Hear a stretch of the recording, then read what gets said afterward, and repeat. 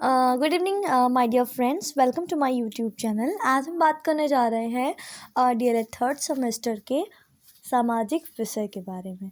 ठीक है, तो सबसे पहले देखते हैं हमारा कौन सा क्वेश्चन जो आया हुआ है डीएलएड थर्ड सेमेस्टर में। चलिए देखते हैं। तो सबसे पहला क्वेश्चन है लघु उत्तरीय प्रश्न, और प्रश्न नंबर 1 है आपका, बाबर के चरित्र की कोई 4 विशेषताएं लिखिए। तो सबसे पहले हम लोग हेडिंग डालेंगे उत्तर, बाबर के चरित्र की कोई 4 विशेषताएं। सबसे पहला जो पॉइंट है वो क्या है, बाबर साहित्य के प्रति रुचि रखता था। दूसरा पॉइंट है, बाबर को बागवानी का अत्यधिक शौक था। तीसरा पॉइंट, बाबर मंदिरा पान का शौकीन नहीं था। चौथा पॉइंट है, बाबर पूर्णतः धार्मिक विचारों का था। क्वेश्चन नंबर 2 मतलब प्रश्न नंबर 2 है आपका, बाबर के पुत्रों के नाम लिखिए। तो बाबर के पुत्रों के नाम हुमायूं, कामरान मिर्जा, हिंदल, अहमद, शाहरुख। तीसरा क्वेश्चन है, पानीपत का युद्ध किसके मध्य हुआ? दूसरा क्वेश्चन इसी में है, पानीपत के युद्ध में बाबर की विजय के क्या कारण थे? तो हम लोग उत्तर जानेंगे इसके।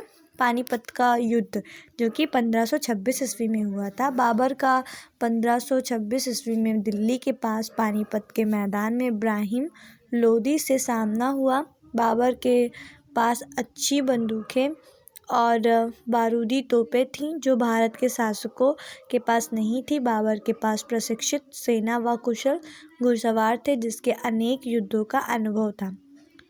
अनेक युद्धों का अनुभव था। उससे अपनी सेना का कुशलता से संचालन किया।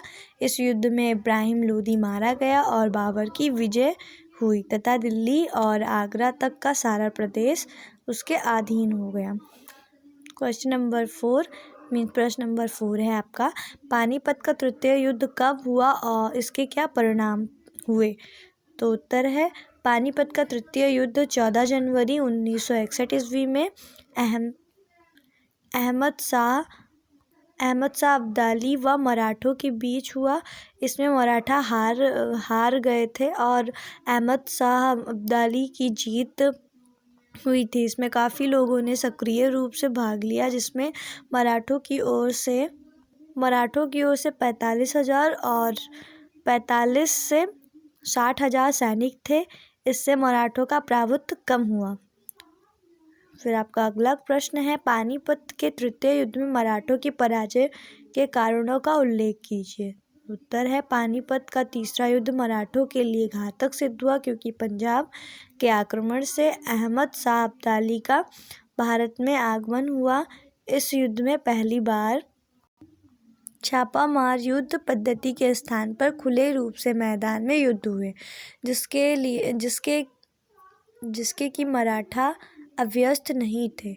अतः इस युद्ध में उच्च कोटि के मराठा सैनिकों एवं पेशवाओं को अपनी जान से हाथ धोना पड़ा। इस तरह मराठों का पतन हुआ एवं अंग्रेजों को साम्राज्य विस्तार का अवसर प्राप्त हुआ।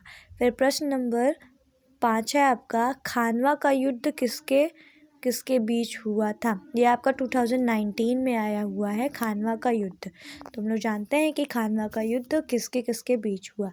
खानवा का युद्ध बाबर और राणा सांगा के मध्य 1527 ईस्वी में हुआ था। सबसे पहले आपका पानीपत का युद्ध हुआ था ना 1526 में।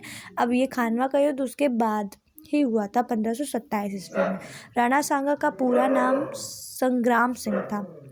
बाबर ने फतेहपुर सीकरी, आगरा से 30 मील की दूरी पर खानवा नामक स्थान पर राणा सांगा को युद्ध में हरा दिया। सन 1528 ईस्वी में चंदेरी के शासक मैदानी राय को तथा अफगान सरदारों को 1529 ईस्वी में घाघरा के युद्ध में पराजित कर भारत में मुगल साम्राज्य की स्थापना की।